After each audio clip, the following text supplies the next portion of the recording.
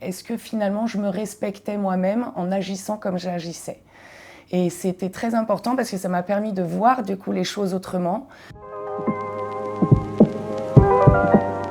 Donc après avoir identifié cet objectif qui était très important, elle m'a posé beaucoup de questions et des questions qui m'ont vraiment aidé à avancer. Elle m'a posé les bonnes questions parce que pareil, quand il y a de l'affectif, etc., souvent toutes les questions nous viennent à l'esprit, on n'a pas de réponse, on se perd. Et là, elle est là aussi pour nous poser les bonnes questions, celles qui vont nous faire avancer. La coach a aussi pu me donner des conseils très pratiques, des conseils très utiles, des conseils qu'on peut mettre en pratique au quotidien très rapidement. Et donc, ces trois éléments-là m'ont permis d'avancer vers cet objectif qu'on avait identifié justement à la première séance.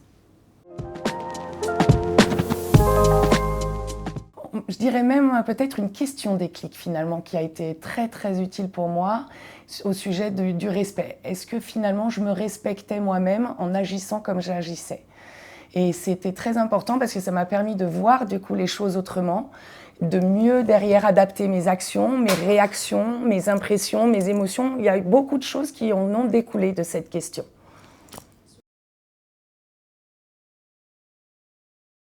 Étant moi-même dans le domaine de la relation d'aide, évidemment, j'ai envie de conseiller aux aidants d'aller se faire aider. Chacun choisira l'aide qu'il trouvera la plus appropriée pour lui. Mais le coaching, je trouve vraiment que le coaching est très utile, notamment parce qu'il permet de trouver sa solution, notamment grâce au guide, au coach qui nous guide avec ses questions, par exemple. Et donc, la solution, souvent, émane normalement de soi. Et le fait qu'elle émane de soi, eh bien, elle est beaucoup plus pérenne dans le temps.